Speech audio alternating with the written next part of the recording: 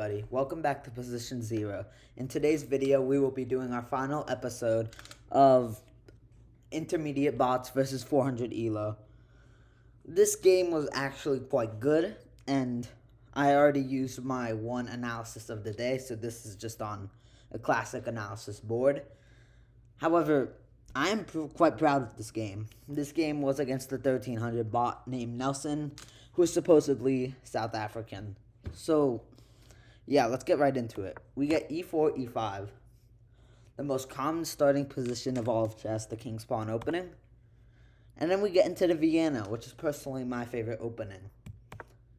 Queen to h4. So black immediately gets active with their queen.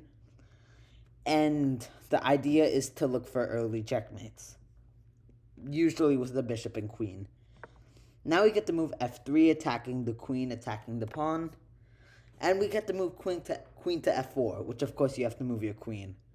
So immediately, white is completely winning this game. According to the eval bar, white is technically up 4 points of material because they're just better with general development.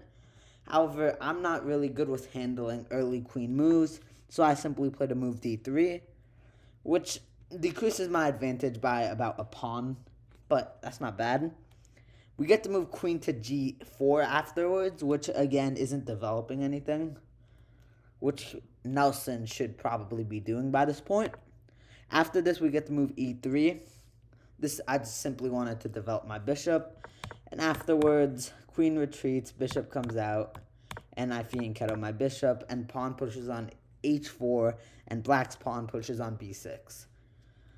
Now, I'm currently up 2 points of material, mostly because of the early queen moves, and because this bishop and this knight aren't developed fully. This, of course, will change very soon. We get to move queen to e2 with the intent of castling my king on one of the areas, which I haven't decided yet, either king side or queen side. King moves to d8, which is, so far this bot has been playing terribly. The other intermediate bots have done better so far. And I think the 1100 did better overall, actually. Because moving your king makes it so that you can't castle anymore. So that's going to affect him in the long run. So I castle queen side, and now I can connect my queen and rook if I wanted to. Black plays the move c5. I simply trade off the bishops. However, that did decrease my advantage by a lot. Quite frankly, I actually don't know why, but I guess it's just the overall positioning of everything. We get to move bishop to h3 in this position. I didn't really know what to play, and I saw an attack on the queen with the bishop, so I figured why not. And it was defended by the rook on h1. Queen shuffles to g6, and after this point, I bring back my bishop to g2. So the game is already evening out despite the early queen moves, and the knight and bishop still aren't developed, which is kind of insane. We get to move rook to b8, which is a pretty good spot for the rook, looking for future potential on this file. And I prevent that by going b3, so now it's a bit more protected overall. We get to move pawn to f5, simply aiming at striking in the center. However, I simply take, and queen shuffles away. Now I have a huge advantage with most of black's pieces on the back rank. So I go rook to e1. I didn't really use the advantage well, but at least I have my queen and rook on the same diagonal, looking for future potential. We get to move pawn to e5. d5, I'm sorry. Now d5 isn't a good move, simply because, well, the eval bar states it itself. It's also just hanging a pawn. Yeah, it's simple.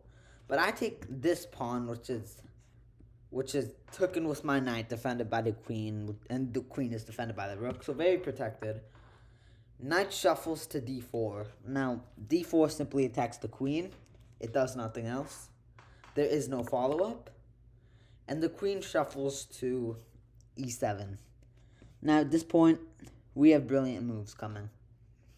We have the move queen takes knight. This move is one of my favorite moves of the game. Now, in general, it looks like it doesn't do much. In fact, it looks like it's just hanging the queen. But you have to look at black's position carefully here. And if you're at least above my level or a tad bit less than my level, you should be able to spot what this causes. After queen takes knight, pawn takes queen, we have the knight forking, a royal fork of the rook, the king, and the queen. After this, I take the rook instead, which is actually the suggested move, at least I believe so, as it checks the king again. King shuffles to d6, and rook takes the queen. Knight takes back, and the knight on c3 retreats. I went from being up 5 points of material to being up 2 points of material. This is brilliant stuff. And once I get the analysis in, I'll be able to see if it's a brilliant move. I'm completely destroying Nelson now. This game, it's almost, that's a key word, over. But it's not just yet.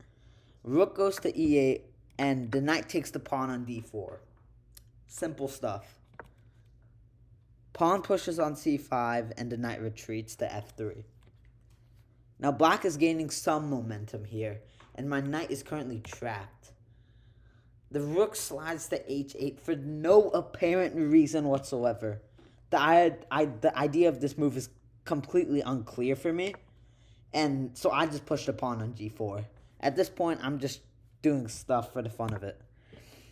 Bishop to b7. I'm not sure what that does, but it clearly does something. Actually, what am I saying? Bishop to b7 creates an attack with the rook. That's what I meant to say. But unfortunately, I'm kind of slow. So now we're in a position where my knight is trapped.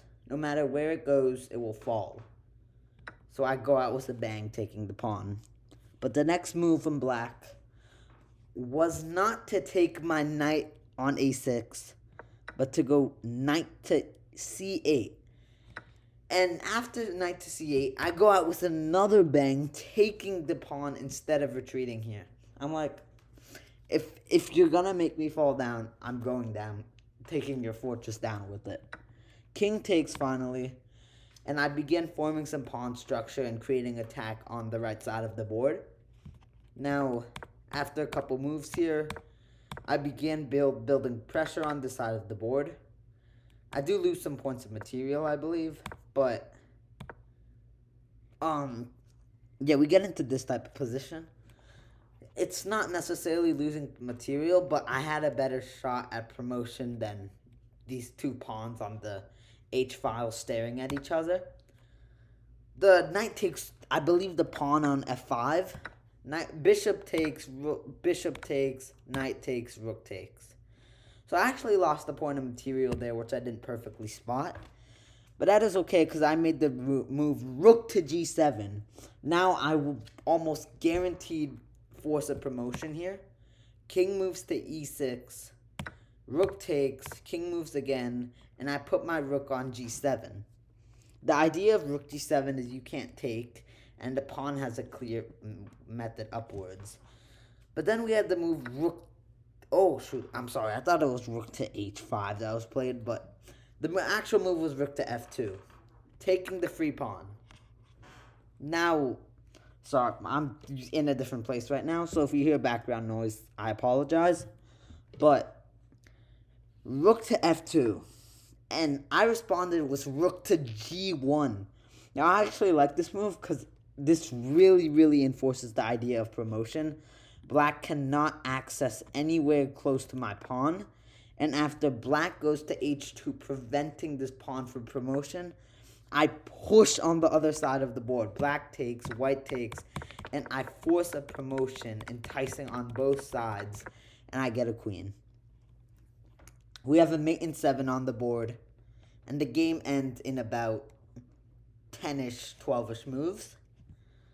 We get the moves rook takes on a4, and I loved how I played here. I spotted the best move in the position, forking the rook, forking the king, and I win the rook.